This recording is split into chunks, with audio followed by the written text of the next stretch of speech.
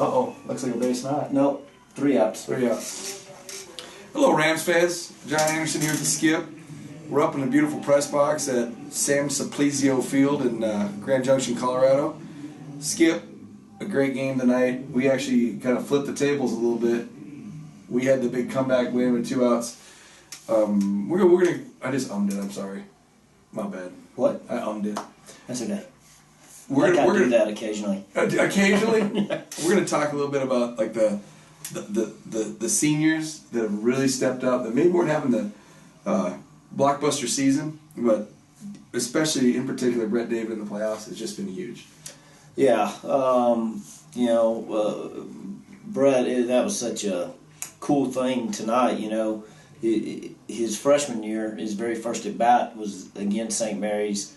Late in the game, we had some injuries, and we had to take him out of his redshirt year, and that's one thing, if he hadn't sacrificed himself for the team at that point, he'd have another year left next year, and I always feel bad about that, to be honest with you, but he really contributed to that team huge, and he got the game-winning hit. That was his first college at bat, and then what could have been his last college at bat if he hadn't gotten a hit would have been against St. Mary's too, and again, he comes through big time and does it again. Yeah. And throughout the whole playoffs, though, he's batting 400 in the playoffs or over 400, and has a couple homers too. What is it about Brett that makes him better in bigger situations? Well, I think one thing you preach to guys all the time, and he's one that has always done things the right way, and he's a tough kid, man. He's really tough, and you preach it, and I guess maybe it doesn't always happen, but. Good things happen to good people and those that deserve it, and he's put him himself in a position where he deserves to have success, and he's doing it. Yeah, and another guy that just stands out to me in the forefront is Cameron Massengill. Yeah, he just catches every game, and everybody we play against always talks about how good he is at blocking the ball and picking runners up on the bases and whatnot.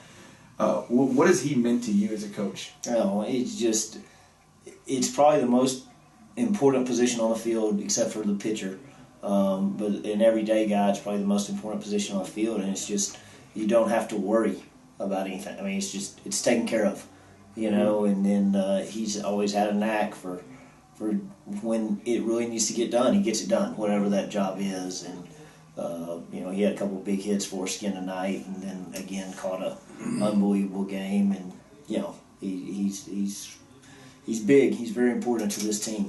Absolutely. And there's obviously other integral pieces, but it seems like the pitching staff has again started to crank it back up. Another a really good performance by both Blake Bass and Dylan Becker today, and not as much on the strikeout. It's getting the ball on the ground for Bass, and in the field, just some incredible plays. Golly, yeah, Blake threw great. I mean.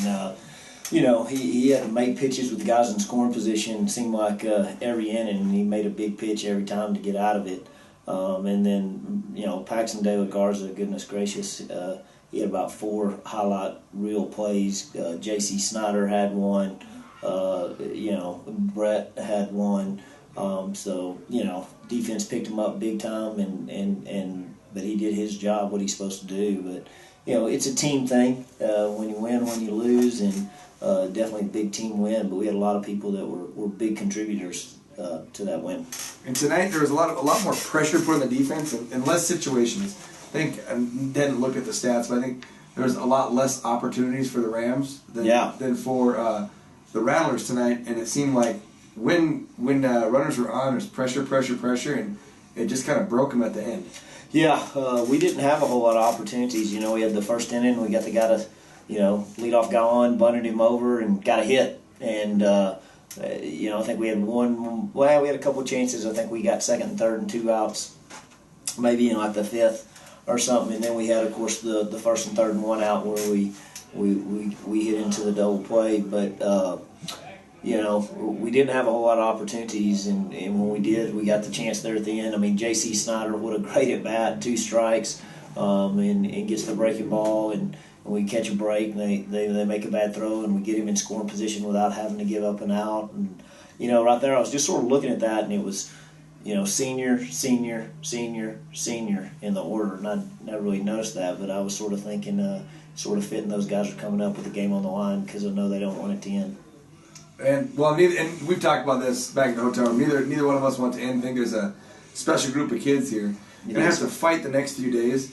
What are your keys to coming out of here with the last victory? Well, I think we just got to continue to fight. There are going to be some bad things happen along the way. We're going to have to overcome some adversity. Every team's going to. You just got to keep playing and fighting. And maybe that's a game. It's going to require you to score 15 runs to win.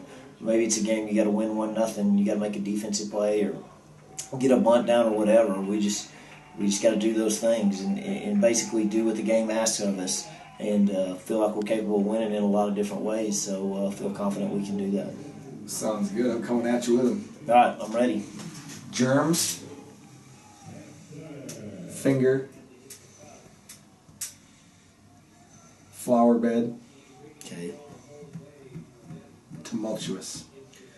It was a tumultuous Sunday, and I got germs on my finger because I worked in my flower bed all day. Man, that's bringing a win home right there, Brooks. Right. Rams fans, 4:30 tomorrow, your time. Tune in.